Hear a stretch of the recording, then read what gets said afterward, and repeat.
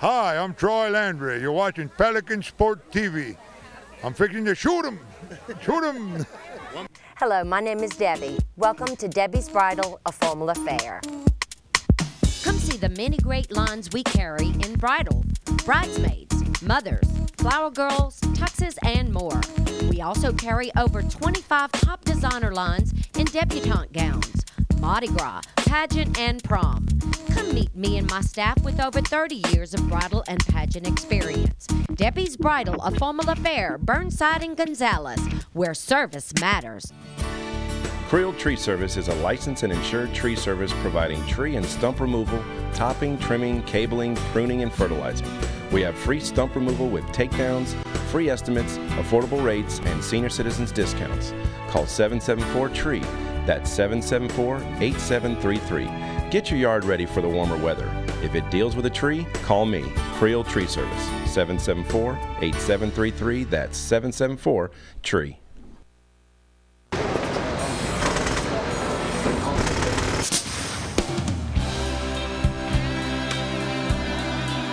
Lady, you shouldn't be here. Oh, I'm not here. I'm just a figment of your imagination. But you are thinking about grabbing a Rocky Mountain cold Coors Light at happy hour. Maybe you can even buy me one. You're gorgeous. What's your name? Jim. And thanks. Keep it up, Jimbo. Frost brewed Coors Light, the world's most refreshing beer. When you go hunting for tires, be sure to go to Hunt's Tire and Car Care, established in 1988. Hunt's Tire offers complete car care services and can meet all of your tire needs. From north to south, east to west, come see Les for the best. Michelin Tires and great service. Call 272-7404. Relax in the customer lounge while waiting for your vehicle. Serving the greater Baton Rouge area since 1988, Hunt's Tire and Car Care is ready to serve you. Explore the charms of the North Shore and visit St. Tammany Parish. Whether you're looking for a cultural experience or an adventure, you'll find it here. Enjoy great attractions and fantastic dining in a relaxed and friendly atmosphere. Come visit us and discover the history and heritage that is Louisiana's North Shore. For more information, log on to louisiananorthshore.com/bb.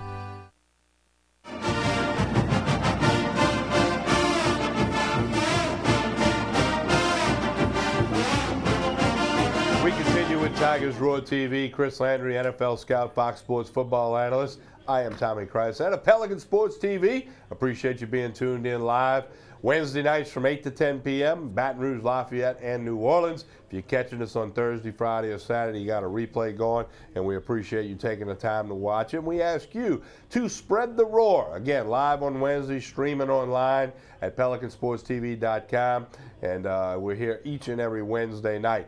One thing that we do just about every week is we visit with Brian Lazar, one of the contributors to TigerBait.com, a website that's always busy, a little extra busy lately. Brian Lazar, how you doing tonight? Good, Tommy. How you doing? Oh, you hadn't been busy with LSU football or anything, have you? No, I don't believe so. Yeah, I didn't think so. I know you guys have been busy with a lot of things, and of course, your take on the story of South Louisiana that has gotten legs nationally, this whole situation on the incident last week off campus in the parking lot at a local establishment. Brian Lazar, your thoughts as we sit here on Wednesday night? Well, I mean, there's all kinds of things that you got to look at. I mean, you're looking at it from a position, from a football position, looking at it from a legal situation. I mean, there's all kinds of ways you got to look at it. You know, Les Miles has to make a decision as to which players he believes acted inappropriately.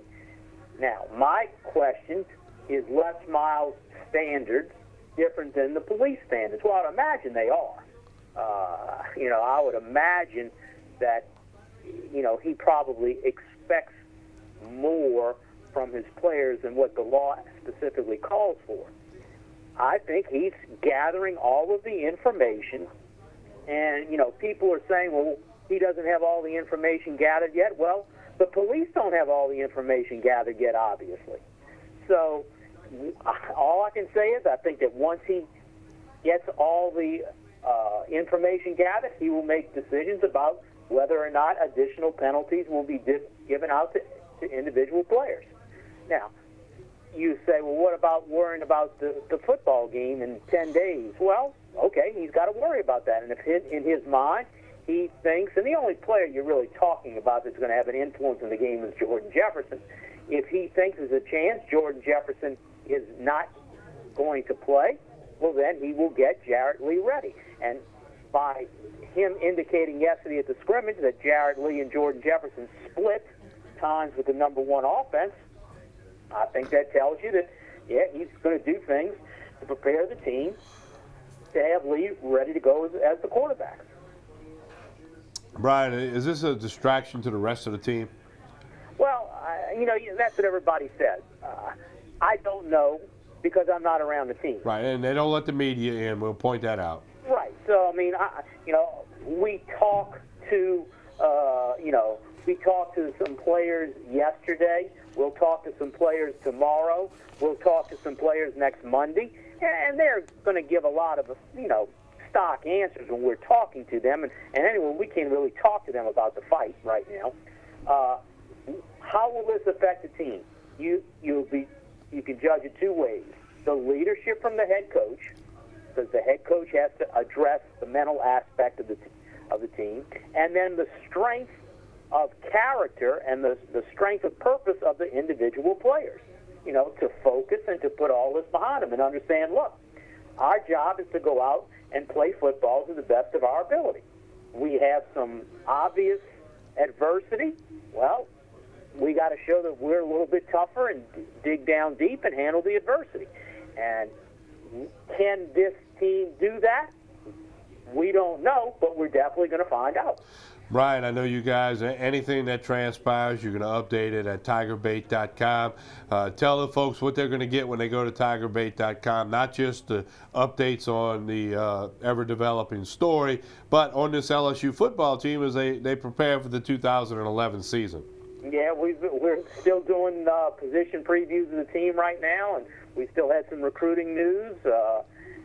And obviously we'll do player features, and everything is, we still have a football season to play, and starting a week from Saturday, and we'll have complete coverage of LSU football. Yeah, I heard you mention on the radio today y'all haven't previewed the quarterback position yet because of the uncertainty. Exactly. I mean, we skipped over. We went, it was supposed to be after the offensive line, supposed to do the quarterbacks, and we just skipped that and jumped to the running backs. Probably, in the next 2 days, I'm going to address some story about the quarterback situation, just, what LSU's going to have to do from a game plan status, if Jefferson is, can't play. And, of course, you can write something one day and put it up, and 5 seconds later, something else may come out. Brian, again, tell everybody what they'll get when they go to tigerbait.com. www.tigerbait.com. Plenty of information, videos of press conferences, video interviews with players, stories on the players, and like I said, position previews as this team gets ready to play Oregon in about 10 days. Brian Lazar, tigerbait.com. As always, we appreciate it. Thanks Brian. You, Tommy. All right, and appreciate that contribution. We'll talk to Brian just about every week when he is available, and we've talked about it, and we're going to make our weekly run through the athletic department here, and then we'll get more into this whole distraction. And I mean, this team, you had mentioned they're going to start preparing for Oregon Thursday, Friday, Saturday of this week, get a few extra practices. Actually put in a little stuff today, and so they're kind of in that mode as they try to utilize the little extra time, but there's no question about it, and you just sense, at least from staff, that just, it's a pall over the whole atmosphere leading up to it, and it's unfortunate, and ideally you'd like to make a decision one way or the other, but as Brian alluded to, and we've all talked about, it's I don't know. There's no easy answers to this, and I think everyone knows and I think feels that if something was done, that punitive action needs to be taken, but you don't know exactly what was done. Therefore, how do you know exactly how to administer the proper type of punishment? And there's a lot of pressure too. I'm gonna say it and stick up for coaches. There's a lot of pressure. And you see this around the country and a lot of places where players get in trouble. The pressure to win is great, and there is no doubt that if there's any way they can make it to where their best players are available for a big game like this, they're going to try to do it. Whether that's going to be possible or not, I don't know.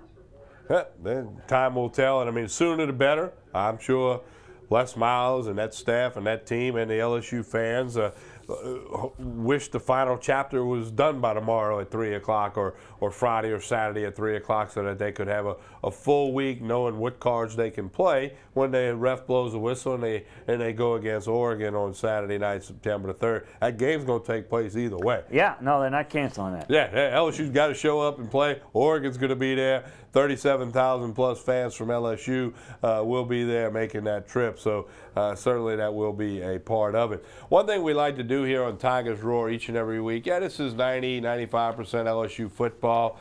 We do like to run through the LSU athletic department and a lot of other student athletes and coaches and staff members that do a lot of hard work and are experts at the different sports that they do. And of course also in Tigers Roar, with consideration to our viewers in Lafayette and New Orleans, we mentioned things in those markets as well. We had Coach Mark Hudspeth. He's really got the Cajuns fired up. They got some additional TV and radio exposure coming for the Raging Cajuns this year. And of course you got Tulane, Bob Toledo's trying to get things turned around in New Orleans with the program down there. But we'll make our weekly run through the athletic department, and one little tease, if I can.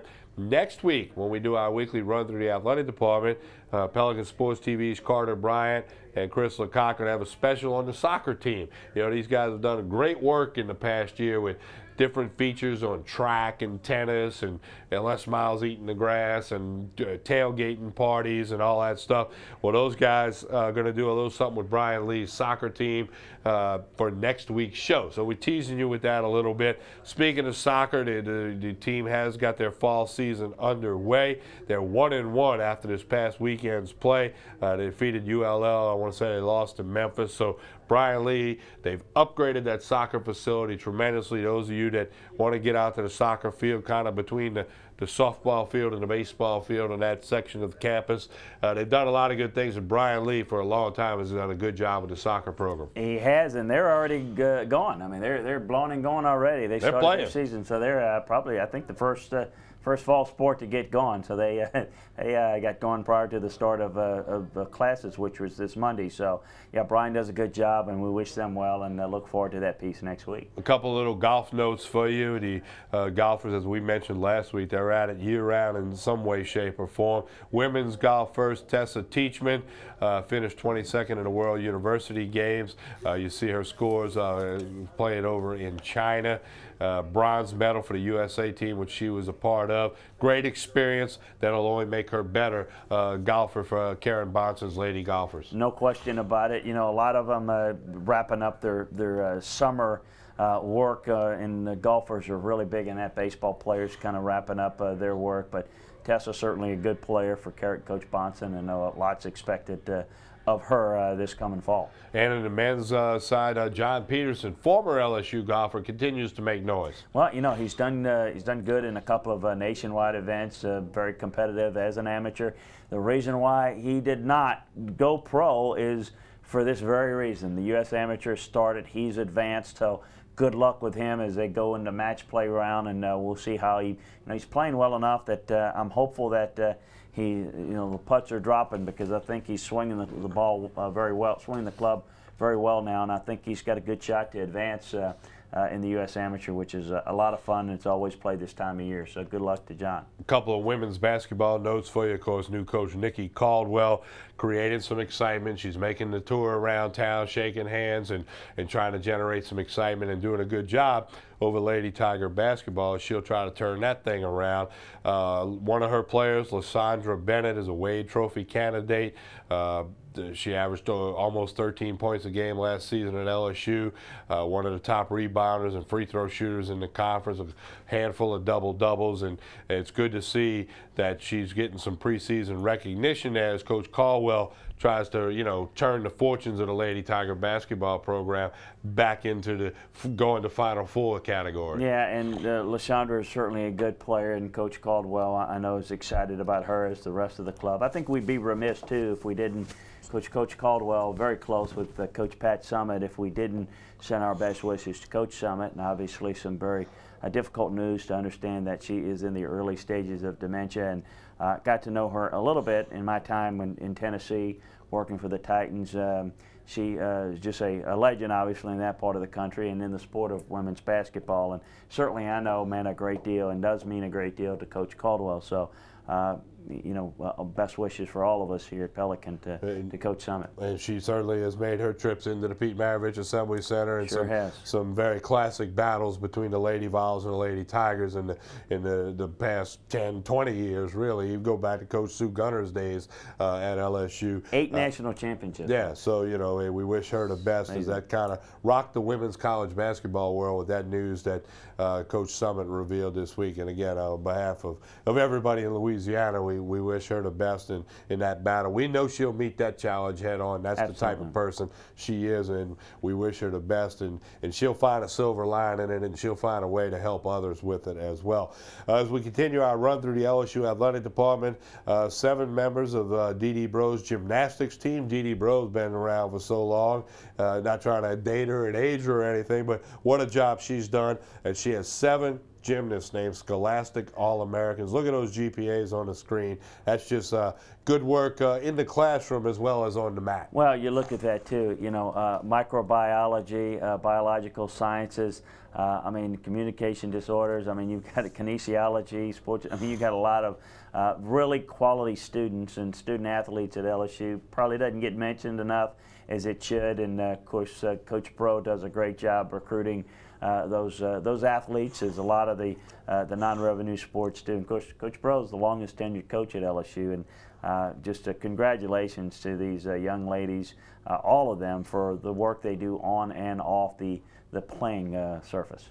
Yeah, so that's our weekly run through the LSU Athletic Department. Don't forget, next week, Carter Bryant, Crystal Cock will have a special feature on the soccer program. I understand Carter's going to play a little goalie. I mean, we've seen him try to throw the hammer. We've seen him with the tennis racket in his hand, a softball bat out at Lady Tiger Park. I mean, Carter does a good job, he and Chris, putting those pieces together. We usually throw them up on YouTube for you and all that good stuff. But we will have that for you as part of the run through the athletic department next week. I know you're looking forward to it. I do, and I understand Carter is kind of the voice that does soccer for radio on campus. So that's great for him, and it's great for that program to get that type of exposure. So we're very excited and look forward to bringing that to you next week. When we come back, we'll get into some more LSU football. We'll talk about the preparations against Oregon.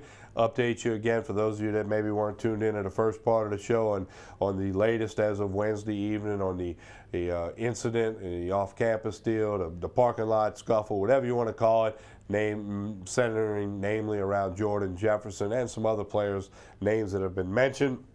I think there are some players that have something to do with it, be it witnesses or not, whose names haven't been revealed yet, but we do know there's more than the 4 names that have been involved have been talked to and getting their side of the story. Unfortunate that this is taking precedence, but you know, you got to report the good with the bad, and right now that's kind of the thing that everybody's wanting to find out the rest of the story. We don't know the rest of the story.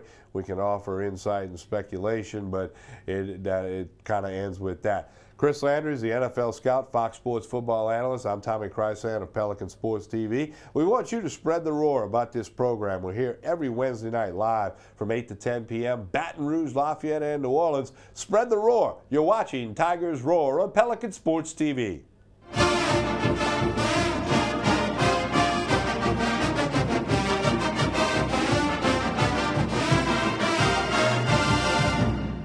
With a combined staff of over 250 years of experience, the Bugman has the upper hand on bugs. Call us today about pest control solutions for your home. Call 923-BUGS. And rest easy in a pest-free environment. Follow the Bugman's plan. When you need to hire, you need to know about Better Baton Rouge Jobs, Better Acadiana Jobs, and NewOrleansJobsList.com. We have a faster, more affordable way to find and hire employees. Now you can save even more with this special offer from Pelican Sports TV. Post your job listings on any of these sites and use promo code Pelican10 to save an additional 10%. Find qualified applicants and save money too with promo code Pelican10. And remember, we're free for job seekers and great for Louisiana business. Our primary fundamental belief is that better ingredients, better pizza is quality, and that's what Papa John's is all about. Nobody does what Papa John's does. Right now, get any large pizza with your choice of toppings, even our signature specialties, only $11. That's right. Order now at papajohns.com and get any large pizza with any toppings, just $11, only at papajohns.com. Better ingredients, better pizza, Papa John's. Pelican Sports TV presents Pelican Radio. Get ready to mix it up with me, Tommy Krysan, and Chris Landry, weekday afternoons from 3 to 4 p.m. Pro sports, college sports, high school sports, and much more. On the Score 1210 a.m. and on the internet at thescore1210.com. For the thirsty, for those who hang out in packs, for heroes, for sidekicks, for those who see the glass half empty, for those who see it half full, for those on the right, for those on the left, for those with nicknames, for those with curves, for people that cycle, for people that recycle, for BFFs, for frenemies, for those with style, for lovers, for families, for big families, for everyone. Follow the Bugman's plan. Rest easy in a pest-free environment. With mosquito misting systems, Centricon termite baiting, infrared camera inspections, and the Bugman's famous Pest Plus program, the Bugman has the upper hand on bugs. Call 923-BUGS.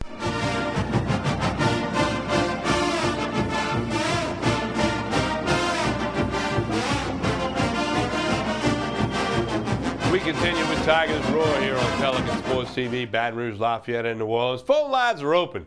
If you want to mix it up with a question, a comment, a thought, or a topic, in Baton Rouge, it's 225-248-0049. We also have a toll-free number if you want to give us a call at 888-948-0049. That's the toll-free number that you can call in if you have a question or a comment. Call in and we'll have the phone answered and give us a minute or so, and we'll get to your call. One little phone call class 101 here. You got football 101 on Thursdays on the Chris Landry Show. Listen to your phone. We had some people last week trying to listen on TV or maybe on the computer through the internet. There's going to be a big delay on the computer and the internet. I say big, 20 or 30 seconds. On the TV, there's 5-6 second delay. So you call in, be ready to go when we talk to you. Be listening on the phone, DVR if you need to hear yourself in the future, but lines are open. Not a whole lot of recruiting news for you. However, Chris, you do have an update on one of the guys who was a signee last year and is going to, in turn, end up in the 2012 class, a kid from St. Paul's High School over in Covington on the North Shore. Right. Mickey Johnson, of course, was a part of the 2011 class. Is not qualified academically, so he is going to spend time this fall getting a couple of classes, squared away, and he's going to be in a gray shirt mode where he's going to be part of the class of 2012. So he would be number 19 in terms of scholarship numbers. Of course, they've got 18 commitments. So we mentioned that, I think, about 3 weeks ago that was likely going to happen. It officially has. So that's an update on there. So that's where you look. For him, we will not see him involved with the program this year. He will join the program in January for the start of next year. Provided he's, that's correct. Provided gets that class gets his taken care classwork done, of. Yeah. Got 2 classes, he gets that taken care of, then he'll be a part of it. And indications are that's his intention. We'll see if that, in fact, would happen. Pretty good football player on a pretty good team over there in the North Shore of St. Paul's, a team that's expected to be good again. And kind of while we mentioned high school, we do want to remind you it's Jamboree weekend throughout Louisiana. The bulk of the Jamboree action is on Friday night. There are some action on Thursday, some on Saturday at different parts of the state. Get on out and support high school football. I've always said that I will always say that.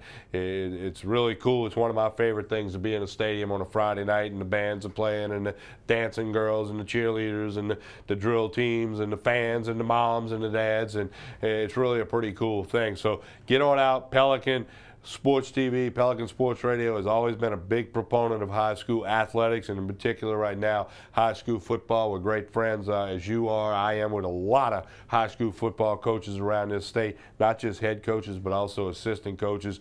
Give those guys a chance to find a game in your area and go sit over there and watch it. Those kids work very, very hard, as do those coaches.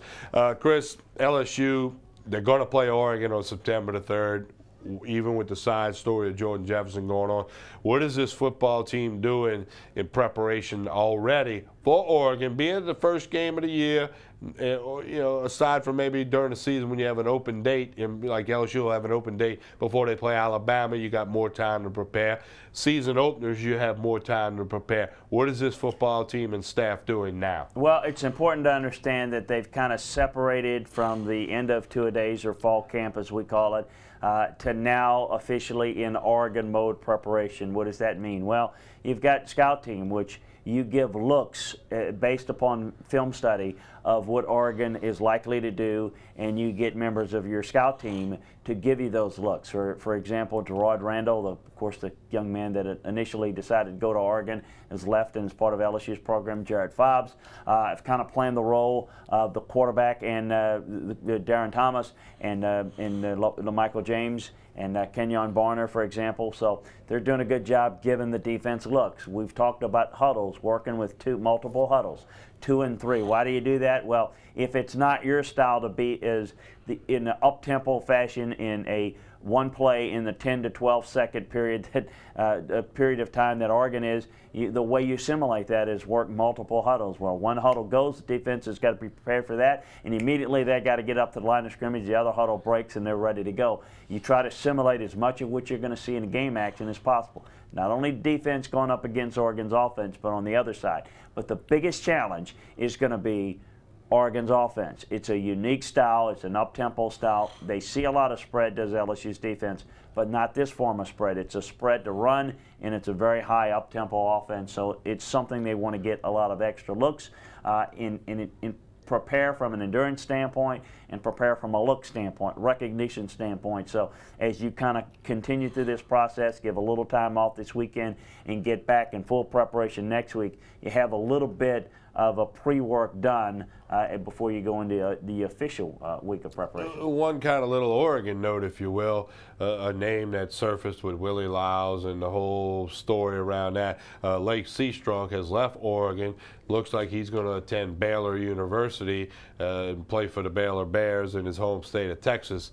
For whatever reason, it didn't work out at Oregon. Well, you know, it's always difficult. I always say that when you've got someone from another part of the country and they're a little bit waffling and they're not quite sure if they want to leave home, those are the ones that end up at some point going back home if things don't work out right. Now, he's been part of a controversial statement a lot, and of course he's come out and said, well, Oregon's getting ready to get hammered and stuff like that. I think it's probably best you move on and just kind of maybe worry about yourself, right? Worry about yourself. But, you know, I think a lot of that, of course, LSU, that's to be said, LSU is very involved in recruiting him as well. Had him and his family members come over as part of camp, and of course it was part of the Will Lyles situation, as Will Lyles had a connection to Lake Seastrunk. So he moves on, no question, and we'll get into a lot of Oregon next week. And we're going to start to really break it down, just studying their fall tape. They're going to miss Jeff Mill at receiver, but boy, they've got some good backs, really good tight end. That offense will be pretty good, even though they're missing the right side of that the left side of that offensive line. They're having to retool. It's still a pretty good offensive unit that LSU is going to have to face. Our phone lines are open. The area code is 225. The number in the greater Baton Rouge area, 248-0049. That's 248-0049. We do have a toll-free number that you can call if you're outside the greater Baton Rouge area. That's 888-948-0049. You see those numbers on your screen. And I'll be happy to take your question, your comment, your thought, your topic, whatever it may be. We go to the phone lines and say good afternoon to John in Baton Rouge. Good evening. You're on Tigers Roar, John. Yes, Chris, I got a question for you. Yes, sir. I'm going to put you as the head coach of LSU. Well, thanks for doing it right now. Can he get the paycheck with it? That's, yeah. Now, suppose there's no arrest. Right, that's the first thing. Then what do you do with those guys who are definitely involved in it?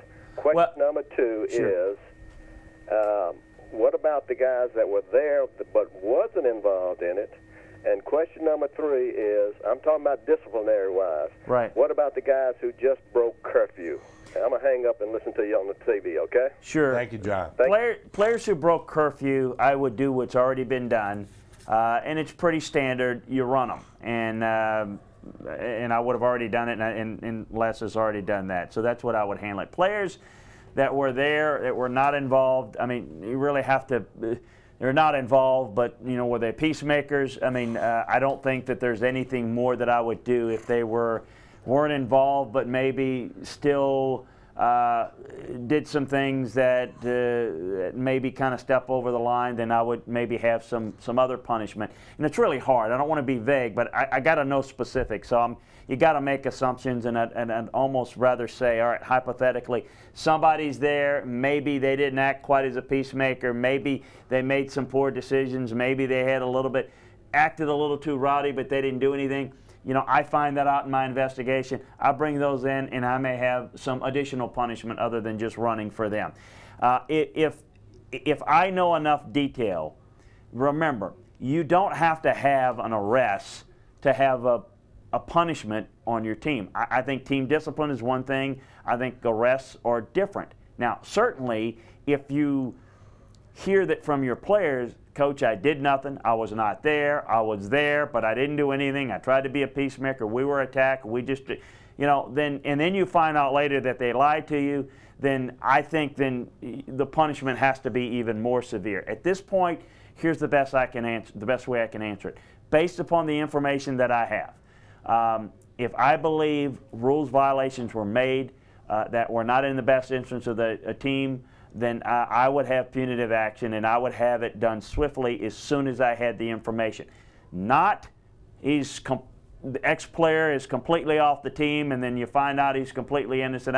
No, I'm not talking about that. Knowing factually what you have and what was done, I would have action, and then if found out at a later date that something occurred worse than what I was aware of, then I add to that, including dismissal from the program or whatever the case may be, or if nothing was additional, was found out that, well, he didn't do anything, he told the truth, well, then you've already served that punishment, and then you move on with it. But I think you have to look at it individually. You have to know what you have taught and what you have instilled discipline-wise and what your expectations are for those players. They have to know that, and if they violate that, you have to be punitive, in my opinion. It's no different than when we talk about programs that break rules. If you don't have teeth in your punishment, you're doomed to have this continue to be a part of it. And I'm going to tell you something. Players, even at the pro level, want to be disciplined. They want direction. And when you don't do it, that can, I think, bring down your program as much as any. When players feel like, hey, it doesn't really matter, discipline's lip service, we don't have to really do that, then all of a sudden is, well, we don't have to work as hard, we don't have to do this, we don't have to be as committed. I think you really have to be on the same page, and I think that you can't hope for discipline. You can't hope for organization. You have to preach it, you have to live it. You can't control what your players' behavior is, but you can shape it by giving direction and influencing it with proper disciplinary action and straightforward conversation beforehand as to what your expectations are as a player and what we expect of you. So I don't know if that answers your question, John. I'm doing as best as I can with third and fourth hand information. I know where you're going with it, but I just don't know what happened. But if it's what I have heard,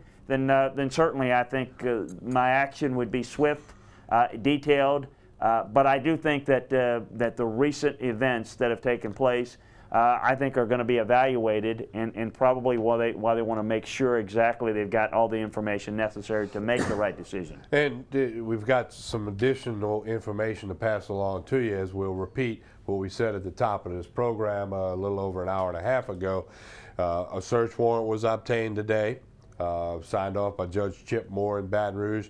The Baton Rouge police went to an apartment that Jordan Jefferson resided in. Jordan Jefferson was present. They removed some paper bags full of evidence. We don't know what that evidence was. Was it clothing? Was it shoes? Cell phone? I don't know. Speculating there for you. It's now being reported by WAFB television and our friends at the Advocate newspaper that a DNA swab was taken from Jordan Jefferson. So what this tells me, I'm going to speak for myself and myself only, and then Chris can speak. As I said earlier, I think the Baton Rouge Police Department has got two different stories, and they're trying to figure out what's what. Or they've got a story that has changed stream along the way.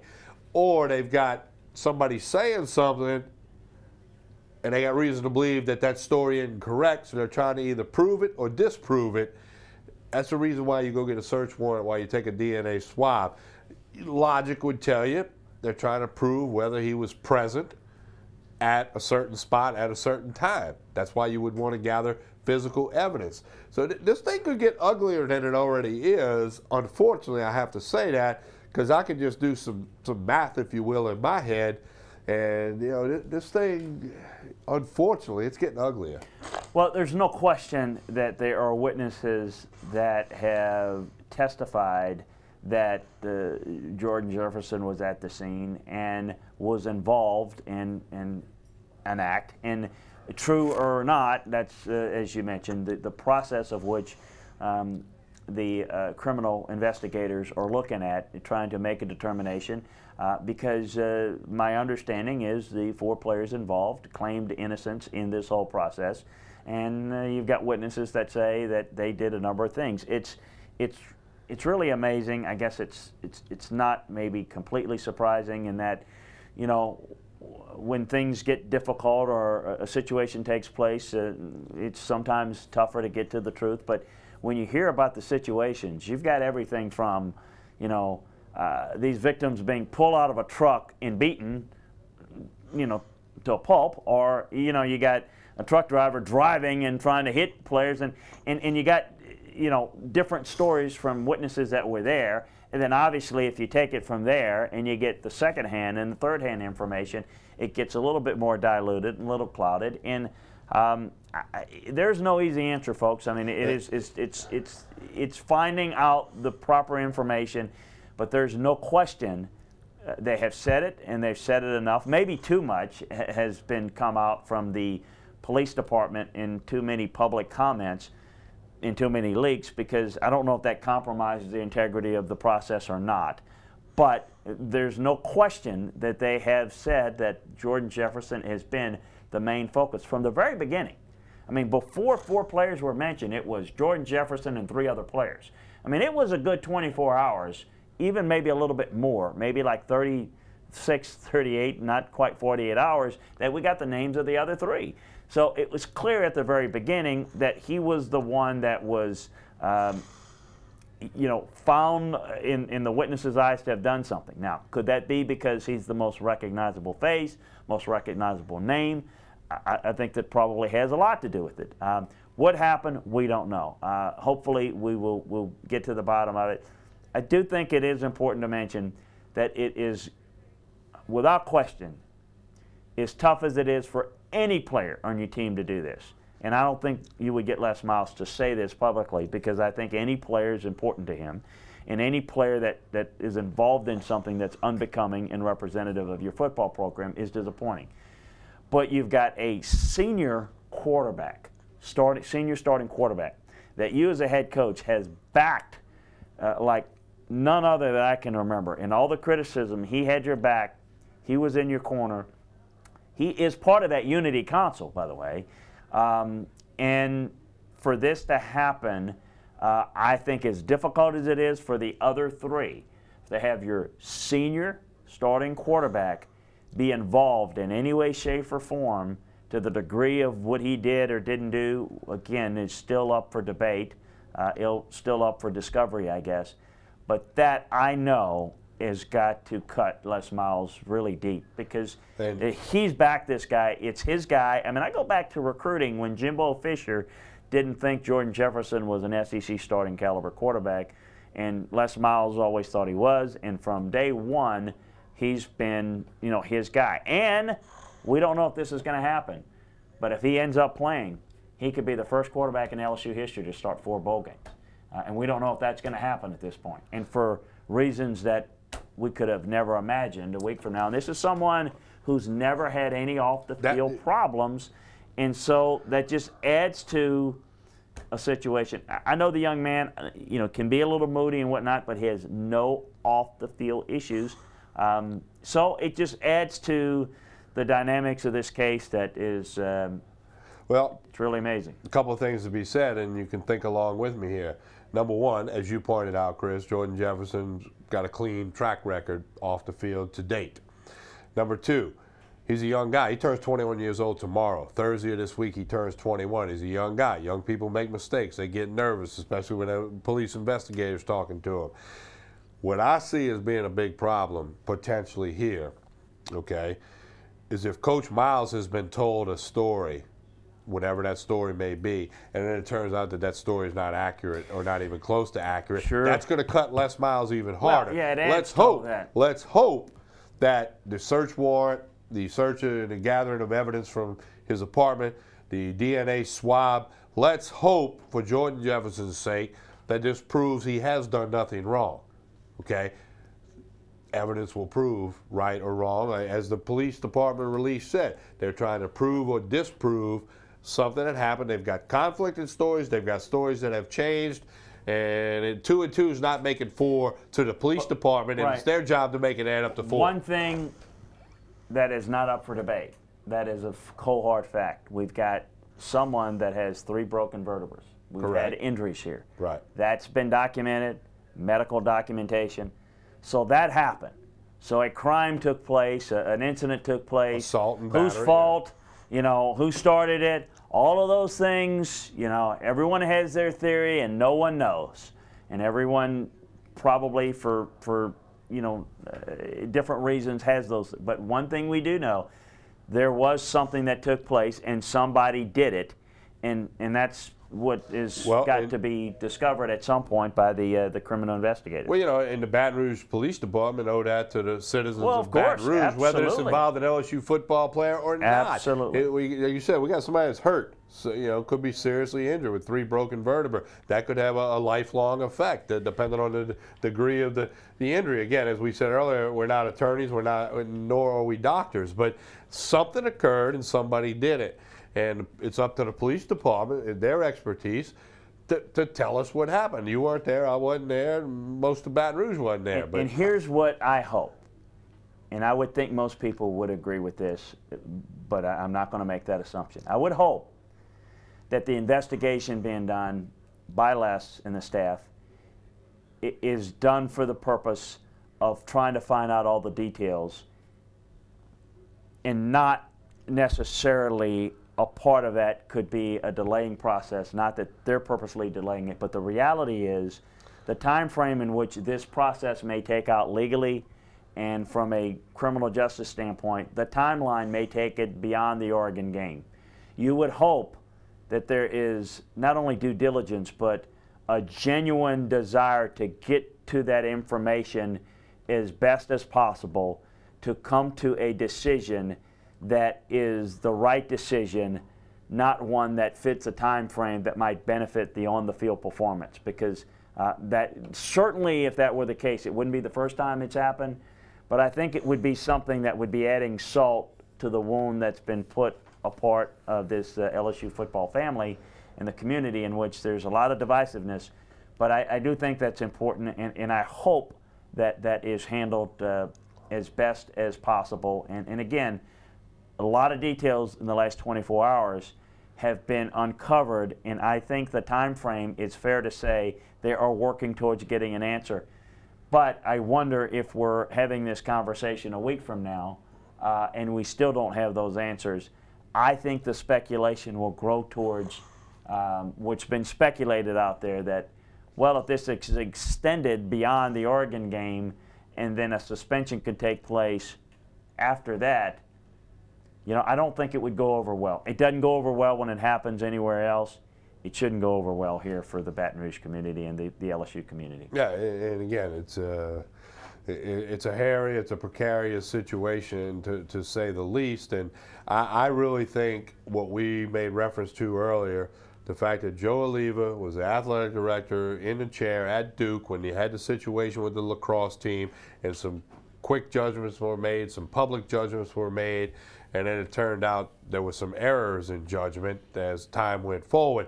And I got to believe Joe Oliva has told Les Miles, he's his boss. He said, let's make sure that when we make some decisions and some announcements that we have as many, if not all, of the facts as possible, even if it takes a long time. The old saying, bottom line, get it right, get the call right. You tell the referee, you tell the official, hey, get the call right. I think Joe Oliva is saying, let's get it right. We don't want to come out and suspend Jordan Jefferson and then he's proven totally innocent. Right. We don't want to play Jordan Jefferson and then he's found to have committed a crime. Go on both ends of the scope there. And so, it's precarious to say the least, and it's not going to go away. And as you said earlier, Chris Landry, the last chapter of this is not going to be good. It's going to draw criticism from different directions and different levels, no matter what the last chapter says. Oh, absolutely, because you've got people that will say simply, and we've taken callers on our radio show, and it's, if this were somebody other than a football player, the individual would already been arrested. Well, we don't know that, but that's the speculation, the opinion of a lot of people. And then you have another group who will say, if it wasn't that this was a football player, nothing would have ever happened. But because it's a football player, they're targeted. And you know what? There are many test cases where both can be proven to be correct. I think it's important. And I will say this, it's difficult in this day and age where things like this have happened in the past, but in the modern age where everyone wants to have the information, you just brought it up and getting it right and all that. There's an old saying, what the journalism saying is, get it first, yes, but first get it right. And I think sometimes that is not always followed, and I think that getting it correct is a hell of a lot more important, pardon me, than getting it first. And because if you don't get it right, I ask you again, where do they go to get their good name back? I mean, it's really important that people understand that while it is okay to think internally what you might do or what's the right thing to go, but everyone is basing it on reports that, quite frankly, are not accurate. Now listen, absolutely, having talked to coaches and administrators that have talked to some players,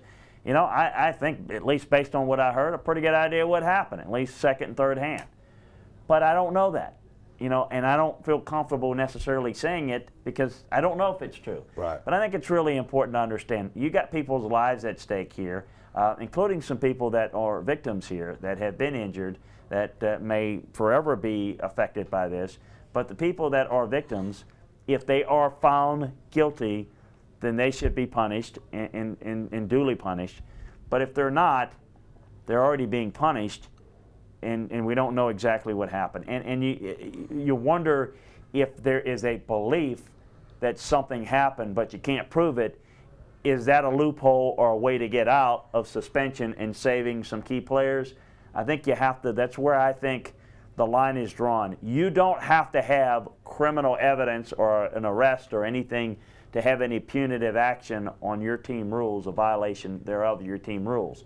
It's just like in the NFL. A lot of people criticize the commissioner when he says, well, how could he suspend a guy? The guy wasn't arrested. Well, you don't have to have an arrest. If the conduct is detrimental to the league or to the program, some things can be done. So we shall see how this will play out in the days and weeks and, quite frankly, the hours to come on this. And one thing I do want to make a comment right now with consideration and respect to the fact that some of you may be watching a rebroadcast. Our comments are being made live on Wednesday night.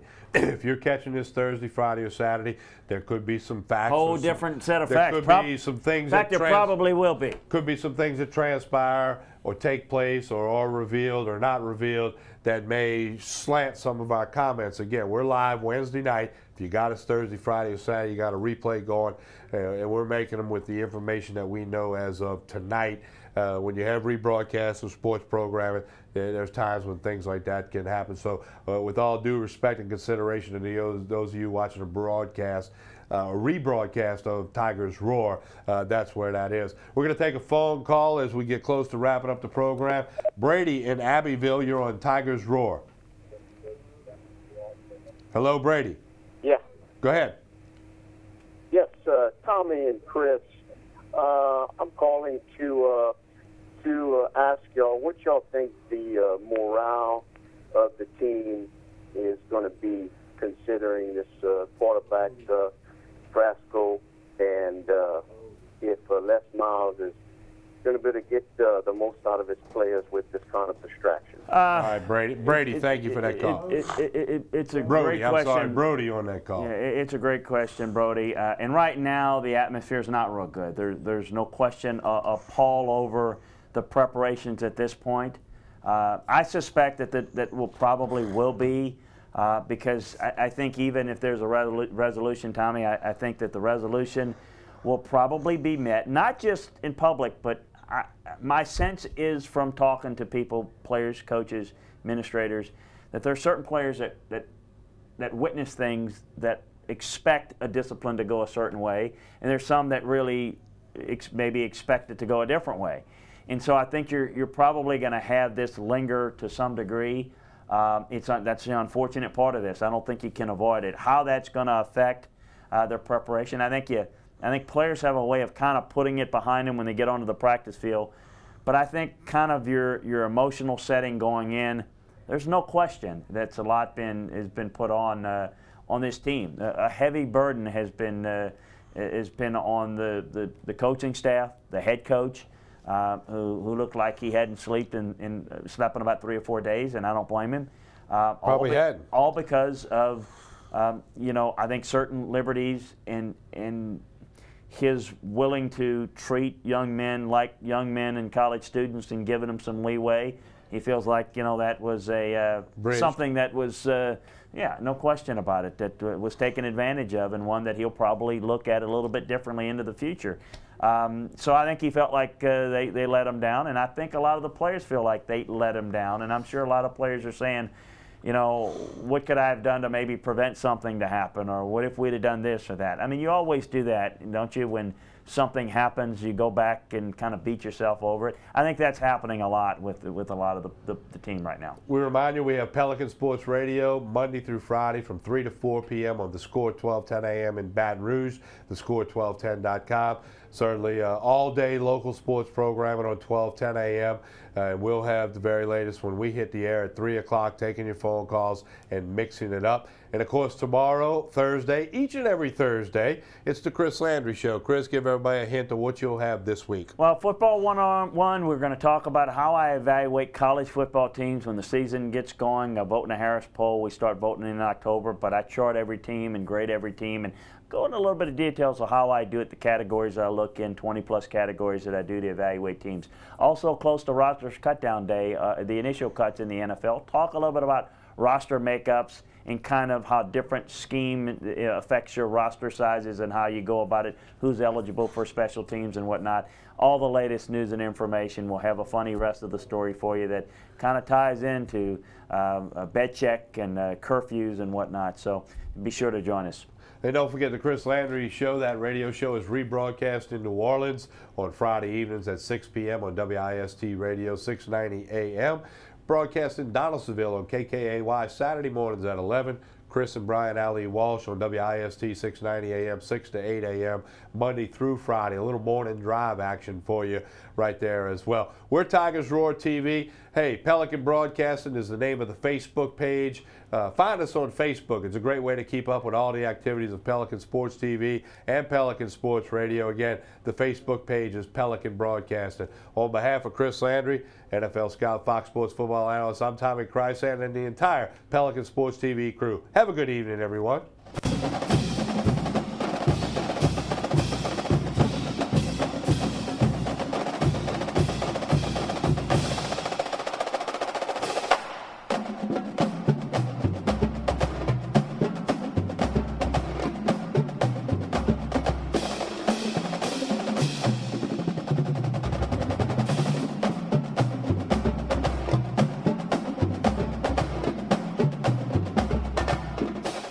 Hello, my name is Debbie. Welcome to Debbie's Bridal, a formal affair. Come see the many great lines we carry in bridal, bridesmaids, mothers, flower girls, tuxes, and more. We also carry over 25 top designer lines in debutante gowns, Mardi Gras, pageant, and prom. Come meet me and my staff with over 30 years of bridal and pageant experience. Debbie's Bridal, a formal affair, Burnside and Gonzales, where service matters. Our primary fundamental belief is that better ingredients, better pizza is quality, and that's what Papa John's is all about. Nobody does what Papa John's does. Right now, get any large pizza with your choice of toppings, even our signature specialties, only $11. That's right. Order now at papajohns.com and get any large pizza with any toppings, just $11, only at papajohns.com. Better ingredients, better pizza, Papa John's. You're on the same flight. We'll be on the same plane regardless. Yeah, we're gonna need to work. Anything together? Do we know that?